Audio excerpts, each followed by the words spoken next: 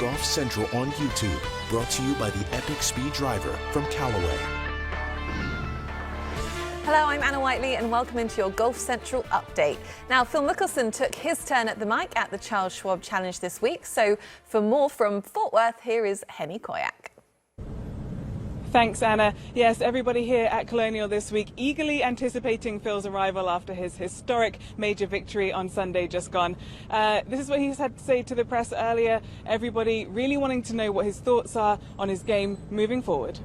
I think that this is an incredible tournament, and I'm looking forward to the opportunity to compete, especially now that I've had a bit of a breakthrough last week and played really, really well, and it's on a golf course that I've had some success too. So I also have a great pairing, playing with Jordan Spieth and Daniel Berger. I mean, a really great pairing. So it's going to be a fun week, and I'm hoping to continue the same type of focus and performance as last week. And then I'll take the next 2 weeks off prior to the U.S. Open and try to spend some time at Torrey Pines as much as I can and put everything I can into that Open Championship. I think a big thing for me and kind of getting things turned around has been the opportunity to play with a lot of good young players. And so just prior to Innisbrook, I had a chance to play with Rory McIlroy and Ricky Fowler at the Grove in Florida. I had a chance to play a lot of golf in the last year and a half with Charlie Hoffman and Xander Schauffele back in San Diego, and that's made a big difference for me. I remember a year ago to this day, almost to the day, where I was playing a few rounds at the Farms with Xander, and we played a match, and he went out and shot 64, and I'm like, wow, all right, he gave me a pretty good beating, and I wanted to, so let's do this again. So a few days later, we went and played again. He shot 63. I'm like, wow, okay. Let me try one more time. So we go out next time and he shoots 62, and on the 16th hole, a 220-yard par 3, I had to press and I hit one 4 feet and he makes a hole in one. And I went back and talked to Amy, and I'm like, I don't know how I'm going to beat this guy. I mean, he's probably playing the best of any player in the world right now. And then he came to Colonial the following week and almost won here last year. But seeing that and seeing the way that he played with this calm and didn't try to overpower every hole, but would try to overpower the holes that he should, and then keep the ball in play and get the ball on the ground and hit his iron shots pin high and be solid from inside 15 feet.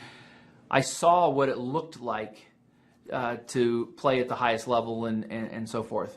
It's always fascinating to hear Phil talk, but especially in regards to some of his contemporaries and peers, the younger guys, and how much he learns from them. Yesterday we were talking to a few of them, including Jordan Spieth, about how much Phil inspires them, and so it's a double-edged relationship where the inspiration works both ways. One of those younger players with a great relaxed attitude and approach to the game, Collin Morikawa, narrowly missed out on a playoff last year to Daniel Berger, disappointingly so with a short missed putt, but he said it's positives, had some lessons to learn from it, and also his thoughts on where his game is at now this time round.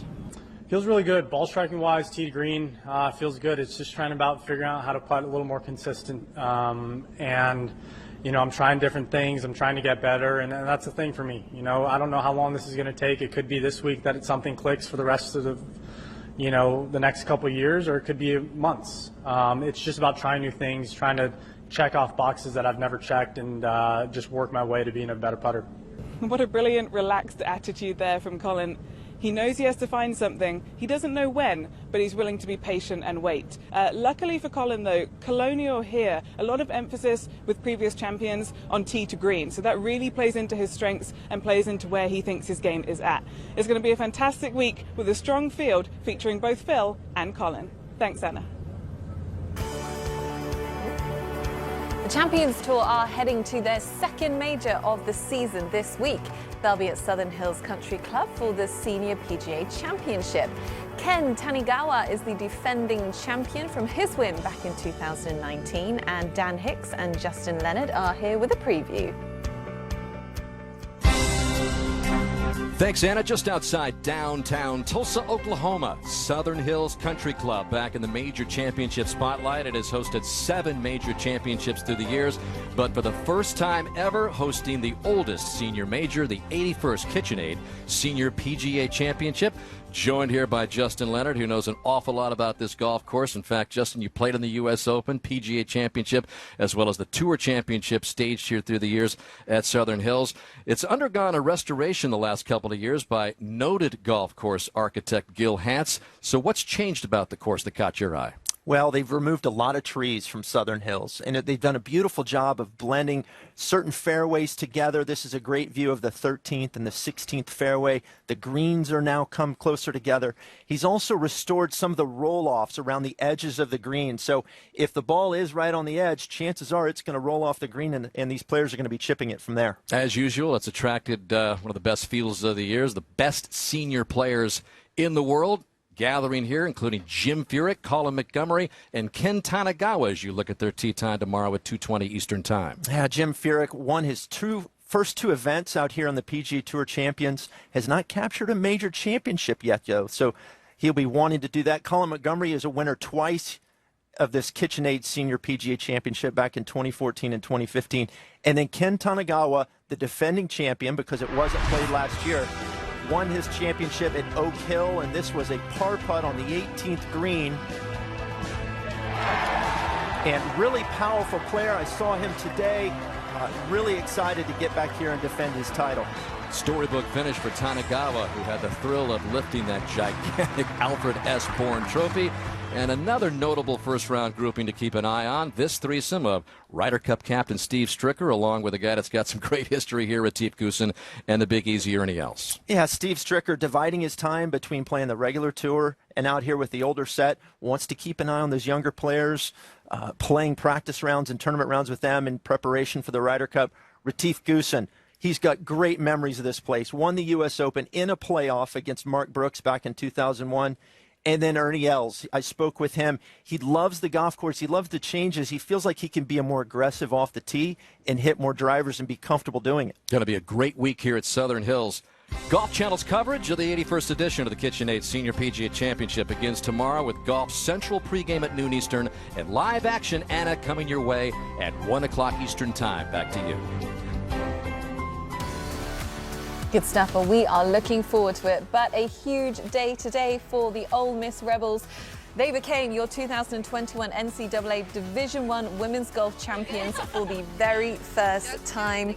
And what a day it was, Jim. I mean, they put their heart and soul into that performance. They went out there and they fought for it. They didn't let it come to them. What do you think the key to their success was? I just think that belief, they were relaxed, and they were relaxed from the beginning of when they woke up. And you would think, you know, I think it got down to who had the most gas left in the tank. It's a long, grueling, pressure-filled week. It's really, if you think back to last year with COVID and all the cancellations, and to think we got back to this point to some kind of reality or normal reality they had, and all the hard work, I think that's the thing for college players, and those students are now going, when you go in there, it's a full-time job. I think you go in there and say, oh, I'm going to play college golf. Well, you're up early, you're working out, you're going to school, and they all put the sacrifices in, and they were disciplined, because it'd be real easy to get away from those with the COVID rules and everything, and I think they did a great job with it. But as far as the golf, it was a team effort. We talked about the couple matches with Swan and Johnson being keys because they're kind of their big leaders, but it was everybody. Everybody played well. Early on, Oklahoma State was off early, but Ole Miss just, as they got there and they got them down and they kept them down, and I think that's the biggest key, especially in match play. When you get up 3, go to 4. Don't let up. They never did, and they outplayed them. That was the bottom line. They played great golf. They had this belief they could do it, and they did it. They did it. Yes, they did it. You called it, I think, as well. I kind of got lucky on that one. But I just had that gut feeling. I watched them in 2019 when they won the SEC. Same vibe this week. Yeah. Congratulations. Ole Miss, your NCAA champions. It is the men coming up next week. We've got it all coming your way here on Golf. We'll see you tomorrow.